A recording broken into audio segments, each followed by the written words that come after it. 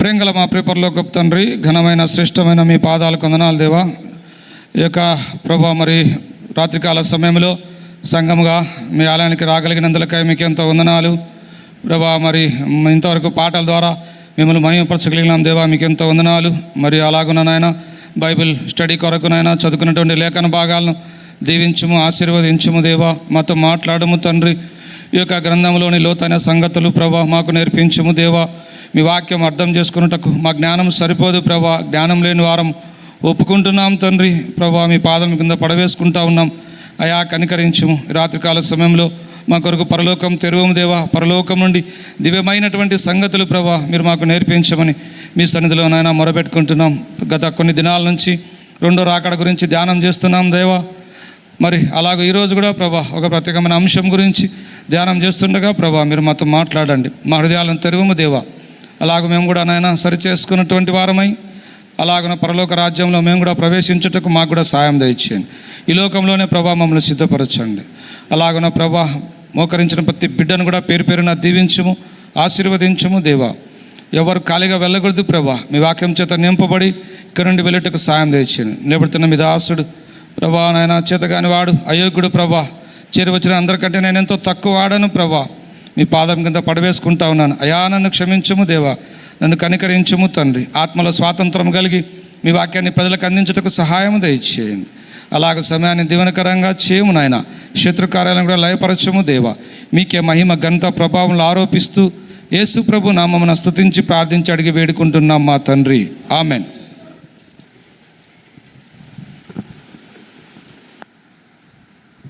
దేవుని యొక్క రెండో రాకడ గురించి గత దినాల నుంచి మనము కొన్ని విషయాలు బైబిల్ స్టడీలో ధ్యానం చేసుకుంటూ వచ్చినాము.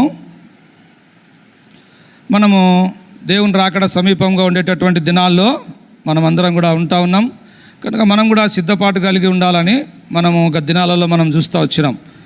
అలాగనే పరలోక రాజ్యంలో ఎవరు ప్రవేశిస్తారనే విషయాలను గురించి మనం ధ్యానం చేస్తూ మొదటి దశలోనికి రాసిన పత్రిక 5వ అధ్యాయం 5వ వచనం ప్రకారము వెలుగు సంబంధులు మాత్రమే పరలోక రాజ్యంలో ప్రవేశించగలరనే మనం ధ్యానం చేస్తూ వచ్చినాం. ఎవరు వెలుగు సంబంధులు అనే విషయాలను ధ్యానం చేస్తూ 7 విషయాలు మనము ధ్యానం చేసుకుంటూ వచ్చినాం. వీటిలో మనం ఉన్నామా లేదా, ఒకవేళ లేకపోతే సిద్ధపడాలి అని మనం ధ్యానం చేసుకుంటూ వచ్చినాం. అలాగూ పరలోకం గురించి గత కొన్ని దినాల నుంచి మనం ధ్యానం చేస్తూ ఉన్నాం. పరలోకం గురించి 10 అంశాలు నేను ఇంతకుముందు బైబిల్ స్టడీలో నేను చెప్తా వచ్చిన. పరలోకం అనేది ఎలాగుంటుంది అనేటటువంటి విషయాల గురించి మనం మాట్లాడుతూ వచ్చినాం. పరలోకం అనేటటువంటిది స్థిరమైనటువంటిదని, పరలోకం అనేటటువంటి స్తుతులతో నిండినటువంటిదని, అలాగూ పరలోకం అనేటటువంటిది పరిశుద్ధమైనటువంటిదని, పరలోకం అనేది సమాధానకరమైన స్థలమని మనము గత కొన్ని దినాలు మనం ధ్యానం చేసుకుంటూ వచ్చినాం.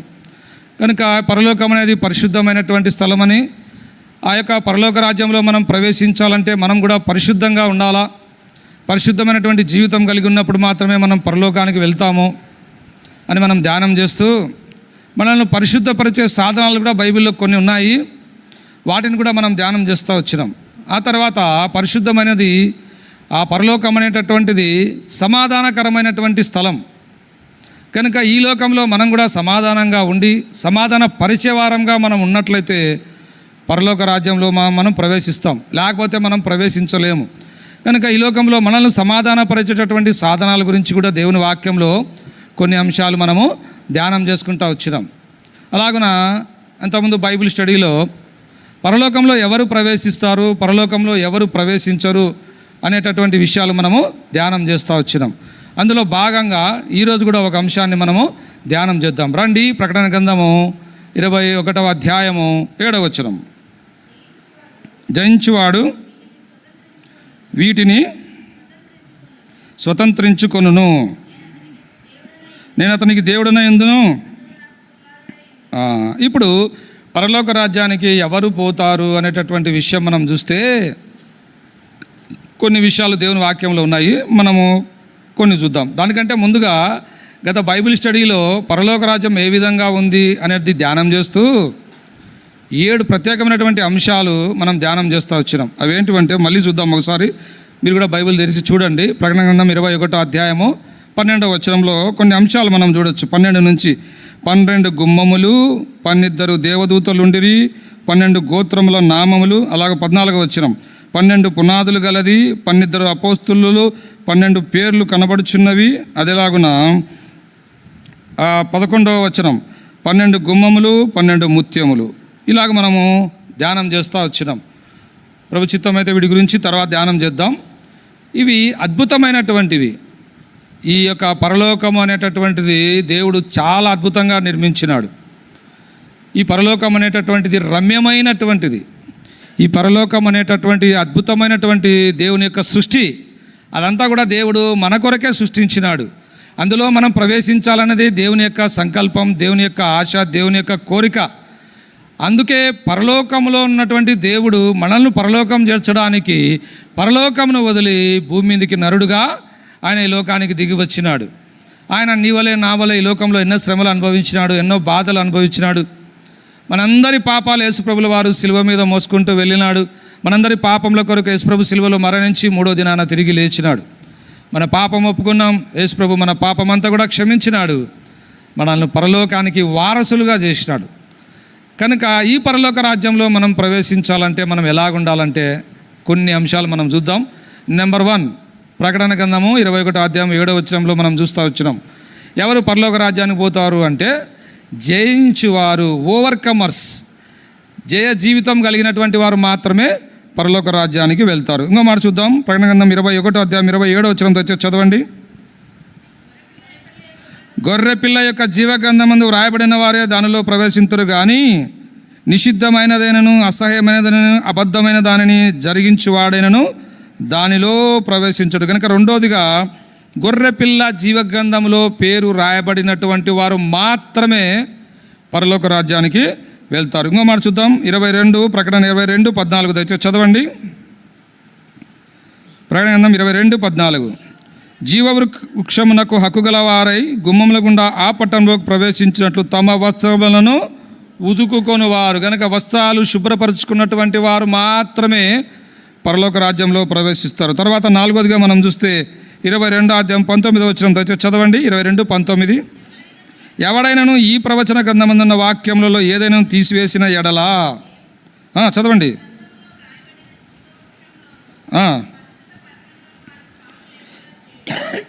అంటే దీని అర్థం ఏంటంటే వాక్యానుసారంగా జీవించేటటువంటి వారు, వాక్యాన్ని తమ హృదయంలో భద్రం చేసుకున్నటువంటి వారు, వాక్యానికి తమ హృదయం ఇచ్చినటువంటి వారు చాలాసార్లు మన క్రైస్తవ విశ్వాస జీవితంలో, మన పరిశుద్ధ ప్రయాణంలో, మన పరలోక ప్రయాణంలో వాక్యాన్ని వింటాం కానీ వాక్య ప్రకారం మనం జీవించడానికి మనం ఇష్టపడం.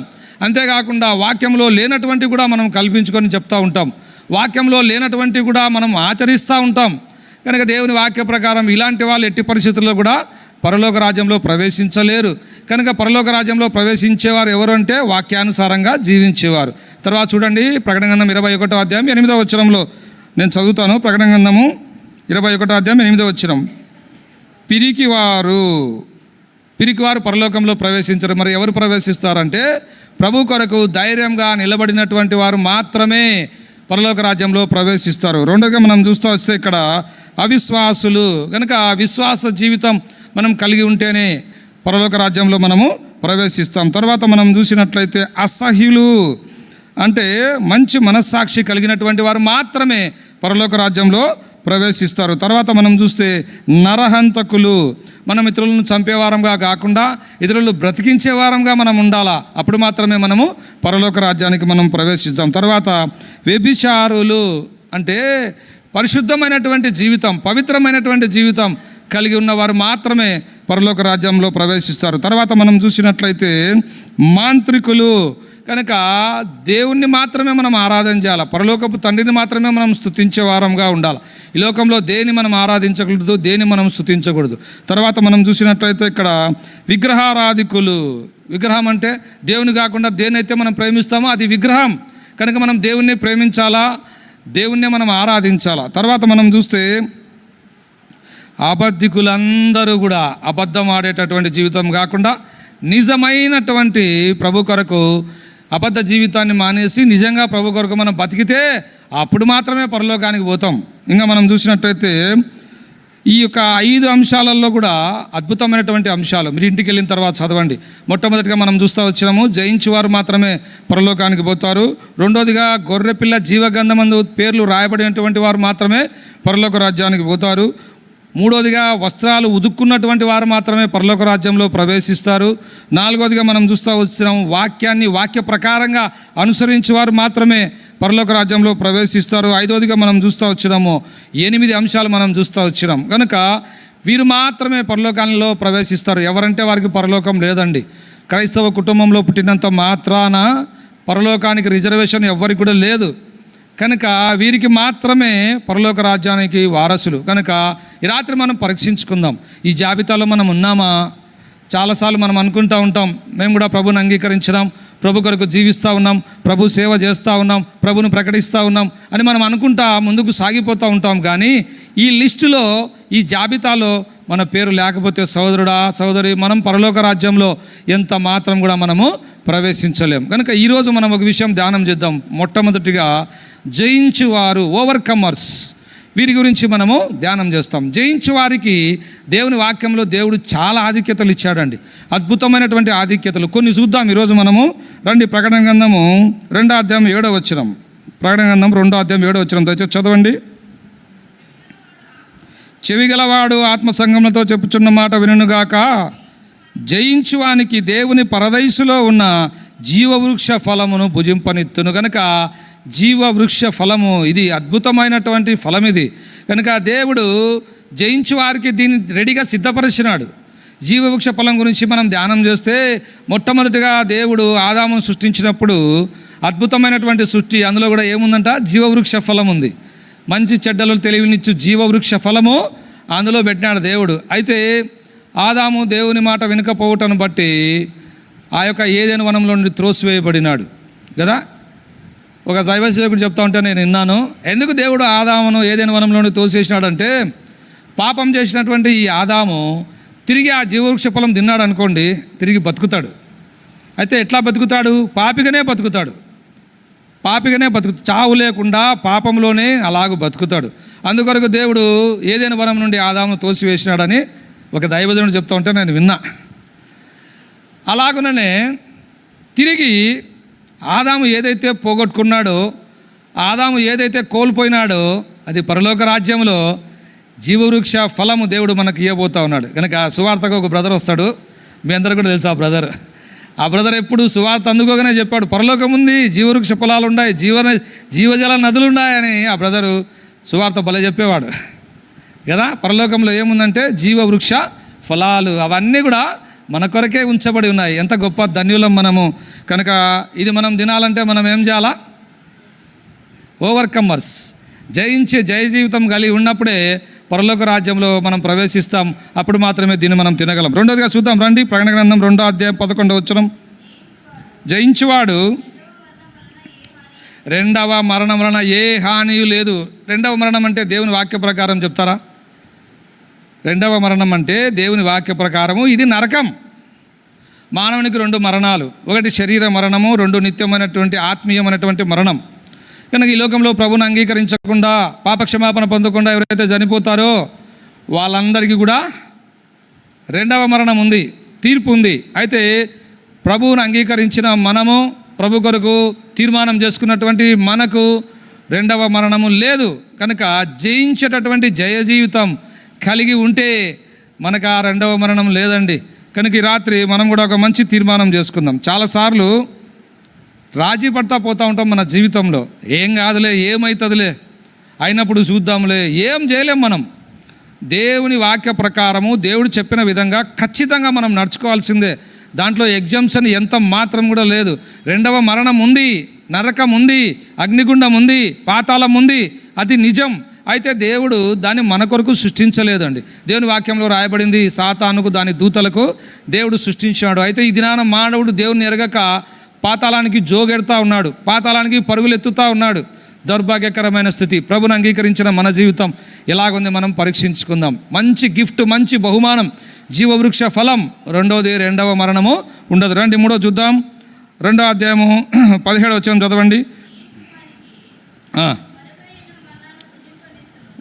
మరుగై ఉన్న మన్నాను భుజింపరితును, తెల్లరాతి నీతును. చదవండి.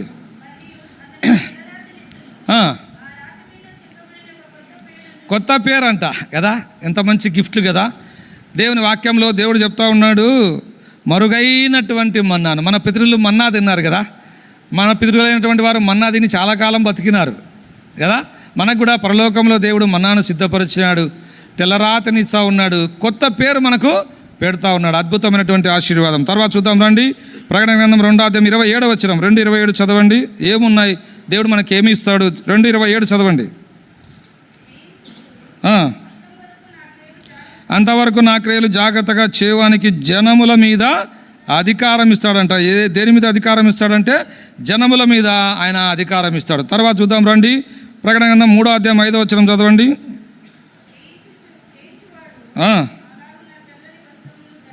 అలాగున తెల్లని వస్త్రములు ధరించుకొనును, జీవగ్రంథములో నుండి అతని పేరు చదవండి. నా తండ్రి ఎదుటను దూతల ఎదుటను అతని పేరును ఒప్పుకుందును కదా. ఈ లోకంలో గంట కొరకు పాకులాడుతూ ఉంటాం. ఈ లోకంలో అందరు నన్నే చూడాలి, అందరు నన్నే మెచ్చుకోవాలి, అందరు నన్నే గ్రేట్ అనాలి, నన్ను మించిన వాళ్ళు లేరని మనం అనుకుంటూ ఉంటాం. కానీ దేవుడు ఏం చెప్తా ఉన్నాడు? తండ్రి ఎదుట దూతల ఎదుట నీ గురించి నా గురించి ఒప్పుకుంటాడంట. అందుకే దేవుని వాక్యంలో రాయబడింది, బలా నమ్మకమైన మంచి దాసుడా, ఈ కొంచెంలో నువ్వు నమ్మకంగా ఉన్నావు, ఇదిగో ఇవన్నీ నీకే. కనుక మన జీవిత యాత్రలో అద్భుతమైనటువంటి ఈ యొక్క బహుమానాల కొరకు మనం పరిగెత్తే వారంగా మనం ఉండాలి. ఇవి మనం స్వతంత్రించుకోవాలంటే మనము జయ జీవితాన్ని మనం కలిగి ఉండాలి. ఈ లోకంలో ఓడిపోయేటటువంటి వారికి ఇవి కాదండి, జయ జీవితం కలిగినటువంటి వారికి మాత్రమే దేవుడు సిద్ధపరిచాడు. ఇంకో మాట చూద్దాం రండి. 3:12 చదవండి. ఒక స్తంభంగా చేస్తాడంట. మన ఇంట్లో అన్నీ కూడా పక్క తీసి పక్క ఈ సైడ్ పెట్టచ్చు, కానీ స్తంభాన్ని పెడతామా? పెట్టలేమంటే స్థిరమైనటువంటి జీవితం దేవుడు పరలోకంలో మనకు అనుగ్రహించేవాడుగా ఉన్నాడు. ఇంకా పరలోకంలో నిన్ను కదిల్చేవారు ఎవ్వరు లేరు. నీ మీద చాడీలు చెప్పేవారు కానీ, నీ మీద అబద్ధాలు చెప్పేవారు కానీ, నీ మీద కుట్రలు చేసేవాళ్ళు కానీ, నీ మీదకి వచ్చేటటువంటి వారు ఎవ్వరు కూడా ఉండరు. ఆ విధంగా ఉండకుండా ఉండాలంటే ఈ లోకంలోనే నువ్వు జయించాలా. ఈ లోకంలో మనల్ని ఎన్నో శోధనలు, ఎన్నో రకాలైన పరిస్థితులు మన చుట్టూ కమ్ముకొని ఉంటాయి. చాలాసార్లు వాటిని జయించలేక కృంగిపోతూ ఉంటాం. అయితే ఈ రాత్రి దేవుడు మనతో మాట్లాడుతూ ఉన్నాడు, నువ్వు జయించితే అద్భుతమైన ఆశీర్వాదం. ఇంకోటి చూద్దాం రండి. ప్రకటన గ్రంథం 3:21 వచనం.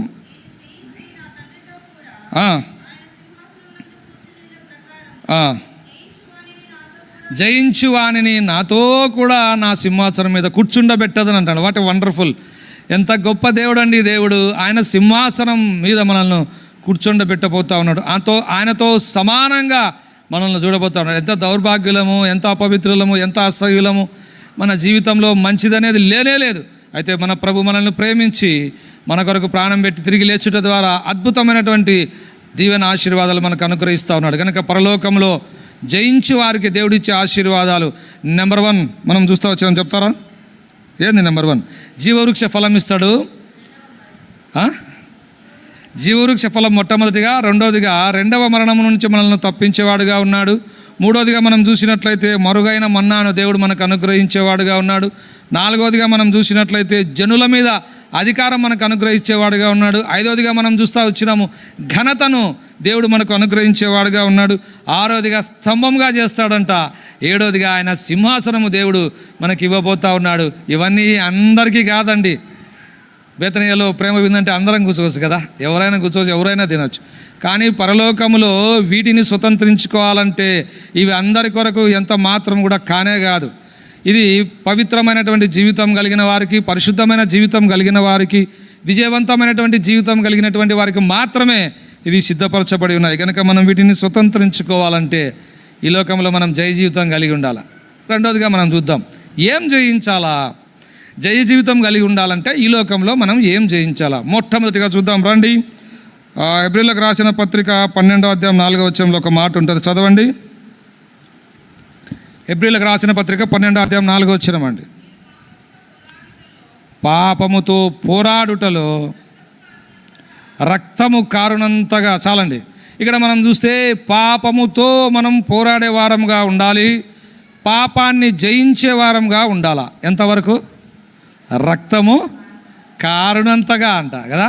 పాపం చాలా భయంకరమైనదండి. దేవుడు పరిశుద్ధుడు, పాపాన్ని ఒప్పుకోడు. దేవుడు పాపిని ప్రేమిస్తూ ఉన్నాడు కానీ పాపాన్ని ఎప్పుడు కూడా ప్రేమించడు. నువ్వెవ్వరవైనా సరే పాపం చేస్తే దేవుడు నీకు క్షమాపణ లేనేలేదు. దావీదు జీవితంలో మనం చూస్తూ వచ్చినాం. దావీదు ఎంత శిక్ష తాను అనుభవిస్తూ వచ్చినాడు తాను చేసినటువంటి పాపాన్ని బట్టి. బత్షెబా గురించి 2 సంవత్సరాలు దేవుని సన్నిధిలో పాపం ఒప్పుకుంటూ వచ్చినాడంట. ఒక పుస్తకంలో నేను చదివిన, దావీదు రాజు బత్షెబా విషయంలో పాపం చేస్తే 2 years ప్రతి దినం దేవుని సన్నిధిలో క్షమాపణ కోరుకుంటూ వచ్చినాడు. మనం ఎన్నిసార్లు క్షమాపణ అడుగుతూ ఉన్నాము? ఎన్నిసార్లు ప్రభు సన్నిధిలో మనం క్షమించబడుతూ ఉన్నాము? ఎన్నిసార్లు పాపాన్ని మనం జయించగలుగుతూ ఉన్నాం? ఈ లోకంలో మనకు ప్రతి దినము పాపం ఎదురవుతుంది. ప్రతి నిమిషము, ప్రతి గంట మనం పాపాన్ని జయించే వారంగా మనం ఉండాలా. పాపానికి మనం లోబడకూడదు.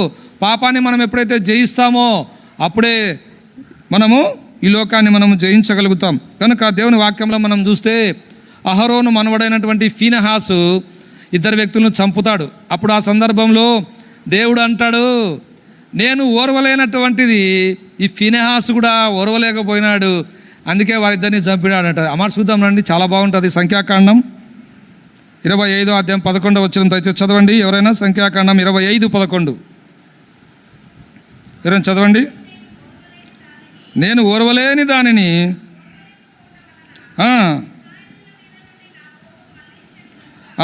చాలు ఇక్కడ మనం చూస్తే వారి మధ్య నేను ఓర్వలేని దానిని తాను ఓర్వలేకపోవుట. ఇక్కడ పైన చూస్తే యాజకుడైన అహరోను మనవడగు ఏలియాజరు కుమారుడైన ఫీనెహాసు. 8వ వచనంలో మనం చూస్తే సమాజం నుండి లేచి ఈట చేత పట్టుకొని పడక చోటికి ఆ ఇశ్రాయేలుల వెంబడి వెళ్ళి ఆ ఇద్దరిని అనగా ఆ ఇశ్రాయేలుని ఆ స్త్రీని కడుపులో గుండా దూసుకొని పోవునట్లు పొడిచినాడంట. దీని అర్థం ఏంటంటే దేవుడు ఓర్వలేనటువంటి దానిని మనం కూడా ఓర్వలేకుండానే ఉండాలా.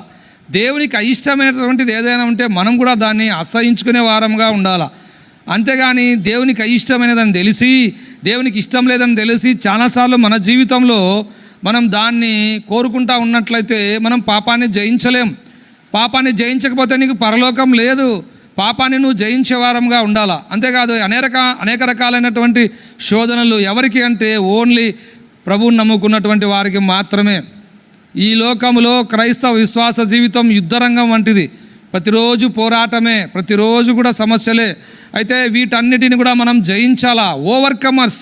వీటన్నిటిని ఎప్పుడైతే మనం జయించగలుగుతామో, పాపాన్ని ఎప్పుడైతే మనం జయించగలుగుతామో అప్పుడే మనము పరలోక రాజ్యానికి మనం వెళ్తాం. పాపాన్ని నువ్వు జయించకపోతే దేవునికి దగ్గర నువ్వు కాలేవు. దేవునికి దగ్గర నువ్వు కాకపోతే నీకెంతో నష్టం ఉంది. కనుక పాపం ఉన్న చోట దేవుడు ఉండడు. పాపాన్ని దేవుడు అసహించుకుంటాడు. కనుక ఈ రాత్రి మనం పరీక్షించుకుందాం. మనము గొప్ప పిలుపుతో పిలువబడినాం. మన పరుగు ఎంతో గొప్పది.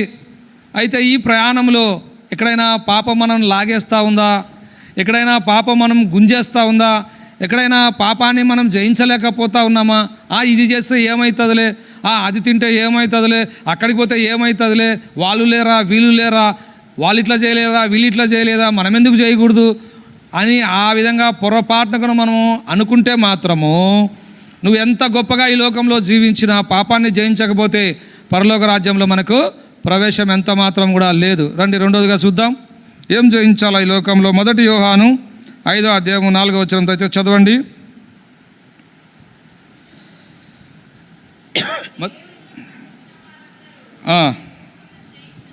లోకాన్ని జయించుదురు, లోకమును జయించిన విజయమే మన విశ్వాసం. కనుక రెండవ ప్రాముఖ్యమైనటువంటిది ఏంటంట, లోకాన్ని మనము జయించాలా. ఒక మాట చూద్దాం రండి. యోహాను సువార్త 16వ అధ్యాయం 33వ వచనం దయచేసి చదవండి. John gospel chapter 16 verse 33. యోహాను సువార్త 16:33 చదవండి. నా యందు మీకు సమాధానం కలుగునట్లు మాటలు మీతో చెప్పుచున్నాను, లోకములో మీకు శ్రమ కలుగును, ఆయనను ధైర్యం తెచ్చుకునుడి, నేను లోకమును జయించున్నాను. యేసుక్రీస్తు ప్రభుల వారు ఈ లోకంలో ఉన్నప్పుడు చెప్తున్నటువంటి మాట, అయా నేను లోకాన్ని జయించాను, మీరు కూడా లోకాన్ని జయించండి. అయితే లోకంలో మీకు శ్రమ ఉంది. కనుక అయినప్పటికీ మీరు లోకాన్ని జయించాలా. లోకాన్ని జయించినప్పుడు మాత్రమే మనం పరలోకానికి వెళ్తాం. లోకం అంటే ఏంటంటే ఒక మాట చూద్దాం రండి. యోహాను సువార్త క్షమించండి, 1 యోహాను 2:16. లోకం అంటే ఏంది? 1 యోహాను 2:16 దయచేసి చదవండి. లోకంలో ఉన్నదంతయు శరీరాశ, నేత్రాశ, జీవపుడంబము, ఇవి తండ్రి వలన పుట్టినవి కావు, అవి లోక సంబంధమైనటువంటివి. చాలాసార్లు ఇది మనం దృష్టిలో పెట్టుకోం. శరీరాశ, నేత్రాశ, జీవపుడంబం, వీటి గురించి చాలాసార్లు చదివి ఉంటాం, చాలాసార్లు వినుంటాం. కానీ శరీరాన్ని జయించలేకపోతూ ఉంటారు కొంతమంది. శరీరాన్ని జయించకపోతే లోకాన్ని జయించలేం. కనుక ఈ భూమి మీద ఉన్నప్పుడు యేసు ప్రభుల వారిని కూడా సాతాను ఒక శోధిస్తూ వచ్చింది. మనందరూ తెలుసు, మత్తయి సువార్తలో యేసు ప్రభుల వారు 40 దినాలు ఉపవాసం ఉన్న తర్వాత సాతాను ఏమంటా ఉంది, నువ్వు చాలా ఆకలిగానే ఉన్నావు కదా, ఈ రాళ్ళను ఏం చెయ్యి, రొట్టెలుగా చేసుకొని తిను కదా. దేవుడు ఏమన్నాడు, మనుష్యుడు రొట్టె వలన మాత్రం కాదు కానీ దేవుని నోట నుండి వచ్చి ప్రతి మాట వలన బ్రతికింపబడతాడు. అంటే సాతాను శోధనను దేవుడు ఎదుర్కొన్నాడు. ఈ లోకంలో శరీరాన్ని జయించలేకపోతా ఉన్నావా? కొంతమందికి బిర్యానీ అంటే బలిష్టం. ఆ బిర్యానీ చూపించి సాతాను నిన్ను లాగేస్తుంది, ఎక్కడికెక్కడికో తీసుకుపోతుంది. ఆడ ఫ్రీగా బిర్యానీ పెడతానంట, పొదంపా అని. మా ఫ్రెండ్ ఒకడు ఉన్నాడు, ఎక్కడ ఫ్రీగా పెడతాడో అక్కడ తిరుగుతూ ఉంటాడు. వాడు పోవడం కాకుండా మాకు కూడా ఫోన్లు చేస్తారు, నువ్వు కడపకు వచ్చిన వాడు పెళ్లి జరుగుతుంది రా అని. అరే ఏం పెళ్ళిరా బాబా, బిర్యానీ బాగుంటుంది రా అంటే, బిర్యానీ అంటే ఇష్టమైతే నేను లాగేస్తుంది. కొంతమందికి బంగారం అంటే చాలా ఇష్టం, దానికోసం చచ్చిపోతూ ఉంటారు. గత బైబిల్ స్టడీలో మనం చూస్తూ వచ్చినాం, బంగారం ఆడు ఉంటుంది, ఈరోజు మెల్ల వేసుకున్నది రేపు కాళ్ళ కింద ఉంటుంది. అన్నీ తెలుసు మనకు, తలకాయ ఉంచుతాం, కానీ దానికోసమే పరిగెత్తూ ఉంటాం. అది లేని పనులే కావు. ఇంకా పెళ్ళిళ్ళు అయితే నువ్వు ఎవరైనా సరే, ఎలాంటి వాడైనా సరే, అది ఉంటేనే అవుతుంది, లేకపోతే పైకి బాగా మాట్లాడతావు కానీ బ్రదర్ అది కావాలి బ్రదర్. ఎందుకు నీకు అది? బంగారుతో నువ్వు ఏం చేస్తావు? బంగారం నిన్ను బతికించలేదు. బంగారు నువ్వు వేసుకుంటే వేరే వాళ్ళు నిన్ను మెచ్చుకుంటారు తప్ప నీకు ఒక దమ్మిడి ప్రయోజనం లేదు దానివలన నువ్వు పరలోకాన్ని పోగొట్టుకుంటా ఉన్నావు. దాని మీద ఆశతో దానికోసం పరిగెత్తుతూ పరలోకాన్ని నువ్వు పోగొట్టుకుంటావు. తర్వాత మనం చూస్తే ఈ లోకంలో చాలామందిని గమనిస్తూ ఉంటాం. డబ్బు బాగా చెప్పినారు ప్రకాష్ బ్రదర్. డబ్బు లేకపోతే ఈ లోకంలో ఎవరన్నా మనల్ని పలకరిస్తారా? ధనం మూలం ఇదం జగత్. ఈ జగత్తుని పరిపాలించేది ధనమే కదా, దేవుడు కాదు, దైవం కాదు, డబ్బు. ఉదయం లేచినప్పటి నుంచి ఈ ఆలోచన తప్ప వేరే ఆలోచన లేదు. ఇవన్నీ కూడా శరీర సంబంధమైనటువంటి నిర్జీవ క్రియలు. ఇవన్నీ కూడా మన జీవితంలో మనం కొట్టేసుకోవాలా. ఎట్లా? యేసు ప్రభు జయించి మనకు చూపించినాడు, మనం కూడా ఆ విధంగా జయించాలా. అప్పుడు మాత్రమే మనకు పరలోకం. రెండోదిగా నేత్రాశ గురించి ఇక్కడ రాయబడింది. ఇది చాలా డేంజర్. నేత్రాశ అంటే చూసిందల్లా కావాలి మనకు కదా. అవ్వ చేసింది చాలా తలకాయ నొప్పి పని కదా, మనందరికీ తెచ్చిపెట్టింది కదా. అవ్వ ఆ పండు చూసినప్పుడు ఎట్లా కనపడిందంట? రమ్యమైంది. ఏం అన్ని రమ్యంగానే దేవుడు సృష్టించాడు కదా, అది మాత్రమే ఎందుకు రమ్యంగా కనపడాలంటే మనం కూడా అంతే. అది తినాకంటే అదే. ఇంకా మీకు అర్థమయ్యేటట్టు చెప్తా చూడండి. షుగర్ పేషెంట్లకు స్వీట్ అంటే భలే ఇష్టం, ఒక్క స్వీట్ అన్నా తినాలనిపిస్తుంది. డాక్టర్ దగ్గర పోయి అడిగితే, మేడం మ్యాంగోస్ నాకు చాలా ఇష్టం మేడం అంటే, ఒక్క పీసు తినండి. ఒక్క పీసు తింటామా మనం? మొత్తం తినేస్తాం, మొత్తం తినేస్తాం. ఇదేంటంటే నేత్రాశ. అవ్వ ఏం చేసింది? ఆ పండును రమ్యముగా కనపడింది. వేరే వాళ్ళు ఎంత చెప్తే మన తెలివి ఎక్కడికి పోతుంది కదా. వేరే వాళ్ళు చెప్పినంత మాత్రాన మనం ఎట్లా లోపడతాము? దేవుని మనస్సు ఆ పండు తినేటప్పుడు అవ్వతో లేదా ఉంది. కొద్దిసేపు పక్క నుండి ప్రభువా, అదేందో రమ్యంగా కనబడుతుంది, దాన్ని నేను తిని నాతో ఎప్పుడు వెనకంబడి ఉండే ఆహారం కూడా నేను ఇస్తానని చెప్పేసి తీసుకొని తినేసింది కదా. కన్నులకు కనపడేది ఏది కూడా మంచిది కాదు. మానవుడు సృష్టించుకున్నదంతా కూడా మానవుని వినాశనానికే. దేవుడు సృష్టించింది నిత్యము నిలిచి ఉండేటటువంటిది. ఇది మానవుడు సృష్టించుకున్న వాటిపై మానవుడు పరిగెత్తా ఉన్నాడు, అయితే అవి నిలబడవు. మనం దేవుని వాక్యంలో చూస్తే దీనా ఏం చేసిందంట? ఆ దేశపు రాజకుమార్తెలను చూడవెళ్ళాను. ఏం పని మనకు? ఏం పని? దసరా పండుగ జరిగితే రోడ్ల మడి మనకేం పని? మనం ఎక్కడ ఉండాలా? దేవుని మందిరంలో, ఇంట్లో ఉండాలి కదా. ఇంతకుముందు కూడా చెప్పినా, మళ్ళా చెప్తా. ఒకసారి నేను పరిచర్యకు పోయే స్థలంలో ఒక పెద్ద ఆయన ఉన్నాడు, ముసలాయన. ఆయన కనపడిన నాకు దసరాలో ఇంత పెద్ద చెరుకు తింటా వస్తాడు పిల్లలందరినీ పిలుచుకొని. మళ్ళీ నాకు ఎదురు కనపడి, అన్న ప్రైజ్ లార్డ్ బ్రదర్ బాగున్నారు అంటున్నాడు.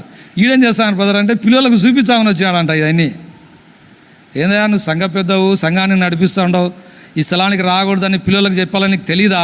పిల్లలను పిలుచుకొని వచ్చి చూపిస్తావు అంటే, ఏముందిలేన్నా అందరూ పోతున్నారు, మేము పోతే ఏమవుతుందిలేన్నా, ఏం చేయలేం మనం. చెప్పే వరకు మన బాధ్యత, ఆ తర్వాత వాళ్ళ ఇష్టం. నేత్రాశకు లొంగిపోయినావా మన బతుకు అంతే. ఇంకా కొంతమందికి డ్రెస్సులు అంటే ఇష్టం, ఇంకా యవ్వన పిల్లలకైతే డ్రెస్సులు, హెయిర్ స్టైల్స్, ఇవన్నీ కూడా నీకెంతో నష్టం ఉంది. దీనా చేసిన పనికి ఎంత నష్టం జరిగింది తెలుసా? యాకోబు చాలా దుఃఖపడినాడంట. మనం కూడా చేసే పనులను బట్టి దేవునికి దుఃఖాన్ని కలిగిస్తూ ఉన్నాం. ఈ కళ్ళతో ఏం చూడాలన్నా ఇవి చూడాలా, ఈ కళ్ళను ఏటిని ప్రేమించాలనో వాటిని ప్రేమించాలా. పాపానికి గేట్లు కళ్ళు. బాగా గుర్తుపెట్టుకోండి, ఒక పాపం మనలో ప్రవేశించాలంటే గేట్ ఓపెన్ కావాలా కదా. అక్కడ డోర్ లాక్ చేస్తే మనం లోపలికి వచ్చామో రాలేం. లోపలికి రావాలంటే ఏం కావాలా? డోర్ ఓపెన్ కావాలా. అలాగూ మనలో పాపం ప్రవేశించాలంటే మొట్టమొదటిగా కళ్ళు, వీటిని మనము పవిత్రంగా చూసుకోవాలి, జాగ్రత్తగా కాపాడుకోవాలి. దేవుని వాక్యంలో 3వ వ్యక్తి గురించి మనం చూస్తే ఆకాను ఏం చేశాడని రాయబడింది తెలుసా? సమయం లేదు కాబట్టి నేను త్వరగా వెళ్తున్నాను.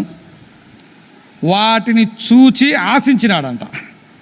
వాటిని చూసి ఆశించాడు. ఎందుకు? నువ్వు గొప్ప దేవుని నమ్ముకున్నావు కదా, ఆ దేవుని మీద విశ్వాసంతో నువ్వు ప్రయాణాన్ని కొనసాగిస్తూ ఉన్నావు పరలోకానికి. ఆకాను ప్రయాణం కొనసాగిస్తూ ఉన్నాడు కనాను చేరడానికి. ఎందుకు మధ్యలో నీకు ఈ ఆశ? ఎందుకు ఈ మధ్యలో ఈ దుర్బుద్ధి? ఎంత నష్టాన్ని తీసుకొని వచ్చింది. వాళ్ళందరినీ వేసి రాళ్ళతో కొట్టి చంపి కుప్పలుగా పెరిచారంట. ఎవరు తప్పించుకోలేరు, చాలా డేంజర్. తర్వాత 3వది జీవపు డంబం. ప్రతి ఒక్కరికి కూడా ఇది అవసరం. నేనే జీవపు డంబం అనేటటువంటిది మనలో ఉన్నటువంటి ఆత్మీయతను కొల్లగొడుతుంది. ఎక్కడ అలాగ ఉండాలని కోరుకోకండి. ఎక్కడ ఉండాలని కోరుకుందాం? పరలోక రాజ్యంలో ప్రభు సన్నిధిలో. బలా నమ్మకమైన మంచి దాసుడా, ఈ కొంచెంలో నమ్మకంగా నువ్వు ఉన్నావయ్యా. దేవుడు నీకు అక్కడ ఘనతను ఇవ్వబోతా ఉన్నాడు, నేను ఒక స్తంభంగా చేయబోతా ఉన్నాడు, సింహాసనం ఇవ్వబోతా ఉన్నాడు, జీవవృక్ష ఫలం నువ్వు తినబోతా ఉన్నావు, 2వ మరణం నుంచి నువ్వు తప్పించుకుంటావు. ఈ లోకంలో లోకాన్ని జయించగలుగుతా ఉన్నామా? జీవపుడమ్మం ఎవరైనా 4 మాటలు మనల్ని అన్నారంటే రెచ్చిపోతామే మనం. ఇంకా ఏం చేసేది మనకే అర్థం కాదు, ఏం మాట్లాడితే మనకే అర్థం కాదు కదా. అలాంటి జీవితం మనం ఉండకూడదండి. ఇలాంటి జీవితం ఉంటే మనం ఎంత మాత్రం కూడా పరలోక రాజ్యంలో మనం ప్రవేశించాం. కనుక మనము జీవపుడమ్మం కలిగింది. 3వది మనం చూద్దాం రండి. 2 పేతురు 2:20 దయచేసి చదవండి. 2 పేతురు 2వ అధ్యాయం 20 వచనం.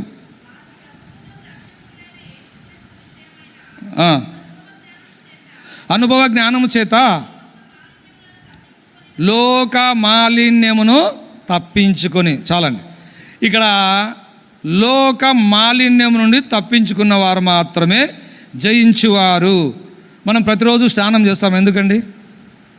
మన శరీరానికి ఉండే మలినము తొలగిపోవాలి. కొన్నిసార్లు మనం డ్యూటీకి పోకపోయినా, ఎక్కడికి పోకపోయినా, రోజంతా ఇంట్లో ఉన్నా కూడా మనం స్నానం చేస్తాం. ఎందుకు? ఎక్కడైనా అంటిందేమో అని చెప్పి మనం కూడా స్నానం చేస్తాం. అలాగే ఈ లోక యాత్రలో సాగిపోతున్నటువంటి మన జీవితంలో కూడా మనకు తెలియకోకుండానే లోక మాలిన్యం అంటుకుంటుంది.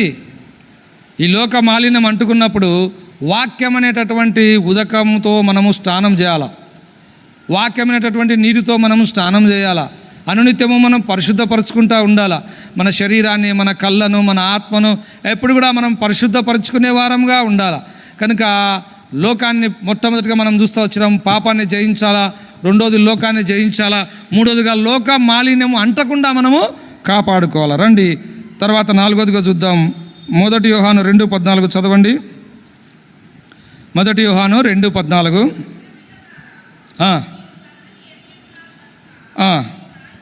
మీకు రాయచున్నాను, ఎరిగి ఉన్నారు గనుక మీకు రాయచున్నాను.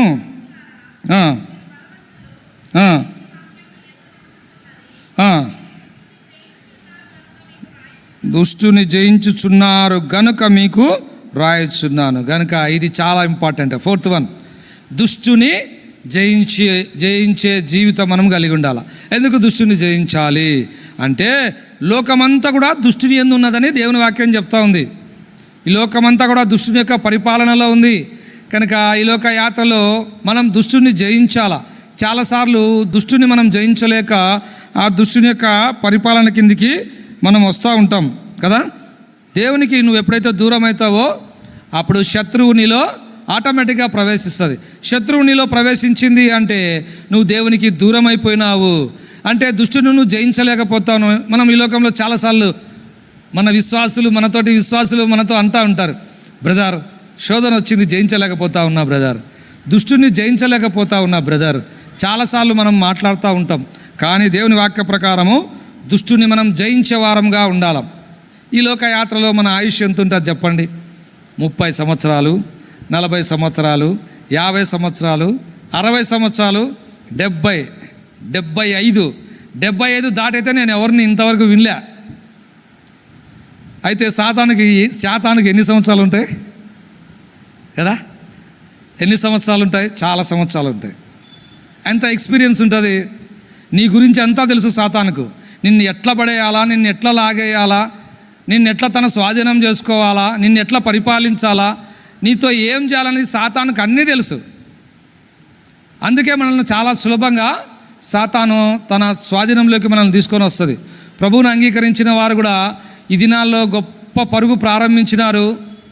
పరుగు పరిగెత్తలేక అలసిపోయి ఆగిపోయి ప్రభు నుండి పక్కకు దొరికిన వారు చాలామంది ఈ లోకంలో ఉన్నారండి. దీనివల్ల ఏం ప్రయోజనం లేదు. పరుగు ప్రారంభించినటువంటి మనము, పరిశుద్ధ ప్రయాణము, పరలోక ప్రయాణం మనం సాగిస్తున్న మనము పరిగెత్తునే ఉండాలా. పాపాన్ని జయించాలా. నువ్వు పరిగెత్తే రన్నింగ్ రేస్లో పాపం అడ్డం వస్తే పాపాన్ని జయించాలా. లోకం అడ్డం వస్తుంది, లోకాన్ని జయించాలా. లోక మాలిన్యం అడ్డం వస్తుంది, లోక మాలిన్యం జయించాలా. దుష్టుడు నీకు అడ్డం వస్తాడు, దుష్టుని కూడా నువ్వు జయించాలా. సాతాను బలం ఏందో తెలుసా? ఏంది? మన బలహీనతే సాతాను యొక్క బలం. ఎప్పుడు నువ్వు బలహీన పడిపోతావో అప్పుడే సాతానుకు నీపై బలం వస్తుంది. నువ్వు ఎప్పుడు క్రీస్తు యేసు ప్రభులో ఎప్పుడు కూడా బలవంతునిగానే ఉండాలి. అందుకే అపోస్తలుడైన పౌలు అంటాడు, క్రీస్తు యేసులో ప్రభువా నేను ఎప్పుడు కూడా బలవంతునిగా ఉండాలంటాడు. అంతేకాదు అపోస్తలుడైన పౌలు అంటాడు, నేనెప్పుడు బలహీనుడని అనుకుంటున్నా అప్పుడు ప్రభు యేసు నన్ను బలపరుస్తాడు. ఈ లోకంలో మనల్ని బలపరిచేవాడు దేవుడే. బలహీన పడిపోయినావా? దుష్టుని జయించలేకపోతా ఉన్నావా? ప్రభుని అడుగుదాం, ప్రభువా దుష్టుని జయించలేకపోతా ఉన్నాను ప్రభువా, నాకు సాయం చేయి. తప్పకుండా దేవుడు సాయం చేస్తాడు. దుష్టుని నువ్వు జయిస్తావు, నీ ప్రయాణం తిరిగి కొనసాగిస్తావు, పరలోకానికి నువ్వు వెళ్తావు. తర్వాత చూద్దాం రండి.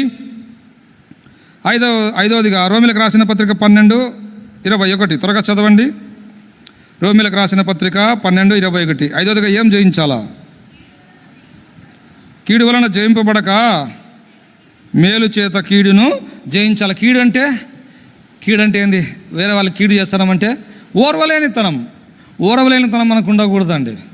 చాలాసార్లు ఓర్చుకోలేం, బగబగ మండిపోతాం. ఏంది వాడైనా చేసేది, ఆమెనా చేసేది? ఓర్వలేనితనం. ఈ ఓర్వలేనితనం పెట్టుకుంటే పరలోకంలో మనం ఎంత మాత్రం కూడా మనము ప్రవేశించలేము. కనుక దీన్ని మన జీవితంలోంచి మనము తీసేసుకోవాలా. కనుక మనము దేన్ని జయించాలంటే మనం చూస్తూ వచ్చినాం. మొట్టమొదటిగా చెప్పండి, మొట్టమొదటిగా పాపాన్ని జయించాలా, రెండోదిగా లోకాన్ని జయించాలా, మూడోదిగా లోక మాలిన్యం అంటుకొనకుండా చూసుకోవాలా, నాలుగోదిగా దుష్టుని మనము జయించాలా, ఐదోదిగా కీడును మనము జయించాలా. వీటన్నిటినీ జయించగలిగినప్పుడు మాత్రమే ఆ పరలోక రాజ్యంలో ప్రభుతో కూడా మనం ఉంటాం. లేకపోతే సోదరుడా మనము విడవబడతాం. ఇప్పుడు మూడోదిగా, ఇవన్నీ బాగానే ఉన్నాయి బ్రదర్, ఇవి మనం ఎట్లా జయించాలా? ఈ లోకంలో సాగిపోతున్నామే, ఈ లోకమంతా పాపంతో నిండిపోయింది, ఈ లోకమంతా దుష్టుని యందు ఉన్నది. వీటన్నిటినీ ఎట్లా జయించి మనం ముందుకు పోవాలా, ఎట్లా జయించి మనము పరలోక రాజ్యంలో ప్రవేశించాలంటే కొన్ని మాటలు చూసి మనం ముగించుకుందాం. రోమిలకు రాసిన పత్రిక 8వ అధ్యాయం 37వ వచనం చదవండి. రోమిలకు రాసిన పత్రిక 8వ అధ్యాయం 37వ వచనం.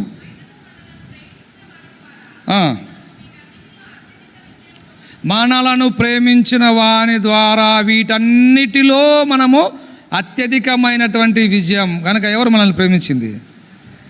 పరలోకపు తండ్రి, మన దేవుడు మనల్ని ప్రేమించాడు. దీని అర్థం ఏంటంటే ఈ లోకంలో జయ జీవితం కలిగి ఉండాలంటే నీకు ఉండాల్సినది ఉంటుంది, ప్రాముఖ్యమైనది, దేవుడు నీకు తోడుగా ఉండాలా. దేవుడు నీకు తోడుగా ఉంటే ఈ లోకాన్ని నువ్వు జయించగలవు. దేవుడు లేకుండా మనము సాతాను ఎంత మాత్రం కూడా మనము ఎదిరించలేం. కనుక యోసేపు జీవితంలో యోసేపు జయించగలిగినాడు. కారణం యోసేపుకు దేవుడు తోడుగా ఉన్నాడు. సిరియా దేశపు సైన్యాధిపతి శూరుడు నయమాను కదా, ఎన్ని విజయాలు దేవుడు నయమానికి ఇచ్చినాడో కదా. దానికి కారణం ఒకే ఒక కారణం, దేవుడు అతనికి తోడై ఉండుట. ఇంకా దావీదు జీవితంలో మనం చూస్తే దావీదు యొక్క victorious life, more and more conquered, విజయంలో నుండి అత్యధికమైనటువంటి విజయాన్ని దావీదు ఎలా పొందగలిగినాడంటే దేవుని యొక్క తోడు. కనుక ఈ లోక యాత్రలో దేవుడు నీతో ఉన్నాడా? చాలాసార్లు దేవుడు నాతో ఉన్నాడని మనం ప్రయాణం చేస్తూ ఉంటాం. నువ్వు చేసే పాపాన్ని బట్టి దేవుడు ఎప్పుడో నీ దగ్గర నుంచి వెళ్ళిపోయి ఉంటాడు, కానీ దేవుడు నాతో ఉన్నాడు, దేవుడు నాలో ఉన్నాడని అనుకుని భ్రమలో మనం ప్రయాణం చేస్తూ ఉంటాం. సహోదరుడా, దేవుని యందు ఉన్నావా? దేవునితో నువ్వు ఉన్నావా? దేవుని ద్వారా మాత్రమే నువ్వు ఈ లోకంలో దుష్టుని జయించగలవు. రెండోదిగా మనం చూద్దాం రండి, ఎట్లా మనము జయ జీవితం కలిగి ఉంటామంటే 1 యోహాను, ఎవరైనా చదవండి, 1 యోహాను 2:14 చదవండి.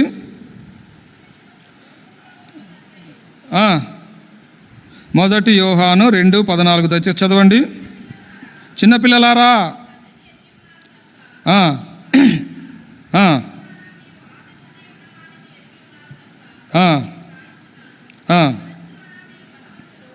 యవనస్తులారా, మీరు బలవంతులు, దేవుని వాక్యము మీ యందు ఉన్నది. కనుక ఈ లోకంలో మనం జయించాలంటే రెండవ ప్రాముఖ్యమైనటువంటి సాధనం ఏంటంటే word of God. Word of God, దేవుని యొక్క వాక్యము ఎప్పుడు కూడా మనలో ఉండాలా. దేవుని వాక్యానికి మన జీవితంలో స్థానం ఇవ్వకపోతే మనం ఈ లోకాన్ని మనము జయించలేము. దేవుని వాక్యం ద్వారా మాత్రమే మనము ఈ లోకాన్ని మనము జయించగలం. దేవుని వాక్యము ఎలాంటిదంట? అది చెప్పండి, 2 అంచెలు గల ఖడ్గం. చూడండి 119వ కీర్తన 9-11 చదవండి. 119వ కీర్తన 9వ వచనం చదవండి దయచేసి.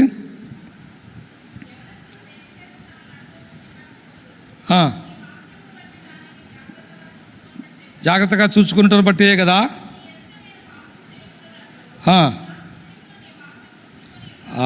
కనుక మనము జయ జీవితం కలిగి ఉండాలంటే దేవుని వాక్యము మనలో ఉండాలా కదా. ఒకసారి సండే స్కూల్లో అబ్బాయి 119వ కీర్తన అంతా చెప్పినాడు కదా, 150 వచనాలు. వండర్ఫుల్, చిన్న పిల్లోడు, 5th క్లాస్ 6th క్లాసు, మన మందిరంలోనే.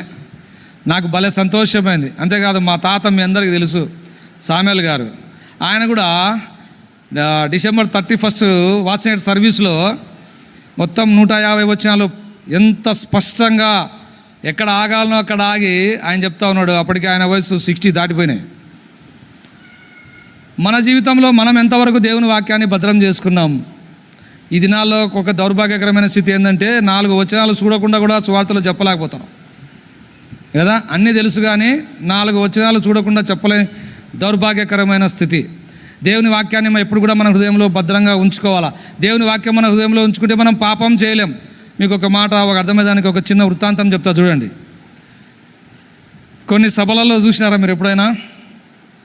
ఆ రెడ్ షర్ట్ వేసుకున్నటువంటి ఆయన రమేష్ అంటాడు. అంటే అబ్బా నన్ను పేరు పెట్టి పిలిచినాడు. అయ్యా రమేష్, దేవుడు నీతో మాట్లాడుతూ ఉన్నాడు, దేవుడు నిన్ను చూపించినాడు, దేవుడు నిన్ను నాకు చూపించాడని చెప్తూ ఉంటారు. ఎక్కడైనా దేవుని వాక్యంలో ఉందా అది? ఎక్కడ కూడా లేదు. దేవుని వాక్యం వెలుపట ఏది కూడా నువ్వు నమ్మకూడదు. నమ్ముతా ఉన్నావంటే నీలో దేవుని వాక్యం లేదు. దేవుని వాక్యం లేదు కాబట్టి ఎవరేం చెప్తే అది నమ్ముతా ఉన్నావు కదా. చేయి చూస్తామరా అంటే టక్కనేసాం. ఎందుకు ఇస్తావు నీ చేయి వాళ్ళకి? దేవుడు ఎప్పుడో రాసి పెట్టేసాడు నీ గురించి. వాడేంది నీకు చెప్పేది? ప్రార్థన చేసుకో, దేవుడే నీకు బయలుపరుస్తాడు. ఎట్లా ముందుకు పోవాలి ప్రభా, ఏం చేయాలి ప్రభా, ప్రభుని అడుగు. ఎవరికెందుకు దుష్టులకు చేయి చూపిస్తావు? నేను చాలామంది విశ్వాసులను కూడా చూసిన. నేను ఒక ఆయన నిమ్మకాయ పట్టుకొని వచ్చినాడు ఒక చోటికి, మాట్లాడుతూ ఉంటే టకాని చేయిస్తాను. ఓ చేయి ఎందుకు ఇచ్చామన్నా, దించన్నా. గమ్మనుడు వాడు ఏం చెప్తాడు, ఊరికి ఇందాంలే అంటున్నాడు. ఏమన్నా చెప్పని మనకేం పని దాంతో? ఇలాంటి ఎప్పుడు కూడా మనం చేయకూడదు. అలాంటివి చేయకుండా మనం ఉండాలంటే వాక్యం నీకు తెలిసి ఉండాలా. వాక్యం నీకు తెలిసి ఉన్నప్పుడే ఈ లోకంలో నువ్వు జయించగలుగుతావు. కనుక వాక్యానికి మనము ప్రథమ స్థానం వేయాలి. వాక్యాన్ని హృదయంలో మనము భద్రం చేసుకోవాలా. ఇంకో మాట చూద్దాం రండి. 3వదిగా 1 యోహాను 5:4-5. 1 యోహాను 5వ అధ్యాయము 4వ వచనం చదవండి దయచేసి. లోకమును జయించుదురు. లోకమును జయించిన విజయమే మన విశ్వాసం. కనుక మూడోదిగా మనం ఏం కలిగి ఉండాలంటా ఉన్నాడు? ఫెయిత్, విశ్వాసం మనము కలిగి ఉండాలా. ఈ దినాల్లో విశ్వాసము లేదు. దేవుని వాక్యంలో మనం చూస్తే విశ్వాసం గురించి ఏం రాయబడింది తెలుసా? అల్ప విశ్వాసులారా అనే మాట రాయబడింది. ఇంకొక చోట మృతమైనటువంటి విశ్వాసం అని రాయబడింది. ఇంకొక చోట అస్థిరమైనటువంటి విశ్వాసం అనే మాట రాయబడింది. ఇంకొక చోట చాలాసార్లు ఆ అవిశ్వాసం అనేటటువంటి మాట రాయబడింది. కనుక మనం ఇలా చూస్తే దేవుని వాక్యంలో విశ్వాసం గురించి చాలా విషయాలు రాయబడి ఉన్నాయి. చాలాసార్లు దేవుని యందు విశ్వాసం ఉంచము, దేవుని యందు నమ్మిక ఉంచము. అందుకే మన జీవితంలో అద్భుతాలు చాలా వరకు ఆగిపోయి ఉన్నాయి. దేవుడు నిన్ను ఆశీర్వదించాలని, దేవుడు నీ జీవితంలో అద్భుతములు చేయాలని, నిన్ను ఆశీర్వాద కారకుడుగా చేయాలన్నది దేవుని యొక్క సంకల్పం. అయితే ఆగిపోయినాం. ఎందుకు అంటే విశ్వాసం లేదు. నా జీవితంలో ఇది జరుగుతుందా? నా జీవితంలో దీన్ని నేను చూడగలనా? నా జీవితంలో దేవుడు ఇది చేస్తాడా? ఎందుకు నీకు అవిశ్వాసం? ఉదాహరణకు చెప్తా చూడండి. ఎరికో గోడలు కూల్చే సందర్భంలో దేవుడు ఏం చెప్తాడు? 7 సార్లు తిరగమంటాడు. నువ్వు తిరుగుతావా నువ్వు? ఆయన అంటే చెప్పాను, నీకు బుద్ధి లేదా? ఎట్ట తిరుగుతావా 7 సార్లు? నువ్వు 7 సార్లు దీని చుట్టూ తిరిగితే కూలిపోతుందా? ఇది ఏం మాట్లాడుతూ ఉండవు నువ్వు? అంతేకాదు, ఎట్టెట్ట తిరగాలా? ముందు ఎవరు పోవాలా? వెనక ఎవరు పోవాలా? అసలు నేనెప్పుడు పోవాలా? ఎన్ని డౌట్లు మనకు వచ్చిన డౌట్లు ఎవరికి రావు.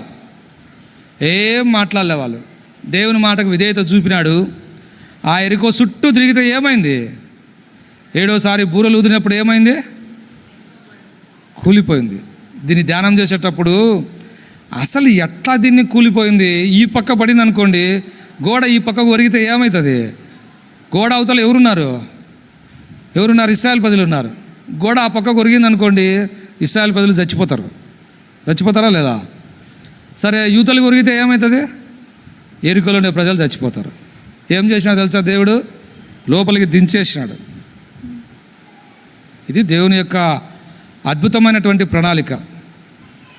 ఆయన యందు విశ్వాసం ఉంచితే చాలు, నీ జీవితంలో అసాధ్యమని కూడా దేవుడు సాధ్యపరిచేవాడుగా ఉన్నాడు.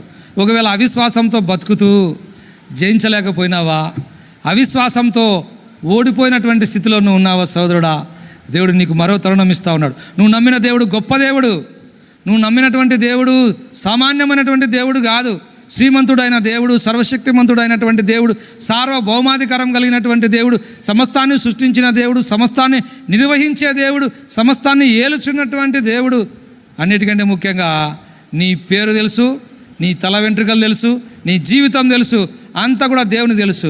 ఎందుకు అవిశ్వాసంగా నీ జీవితంలో కొనసాగి నష్టాన్ని కొని తెచ్చుకుంటావు? ఈరోజే ప్రభునందు విశ్వాసం ఉంచుదాం. ఈరోజే ప్రభునందు మనము విశ్వాసం ఉంచినట్లయితే మనము పరలోక రాజ్యానికి మనం ప్రవేశిద్దాం. ఇప్పుడు చూడండి, 1 యోహాను 4:5 చదవండి. 1 యోహాను 4:5.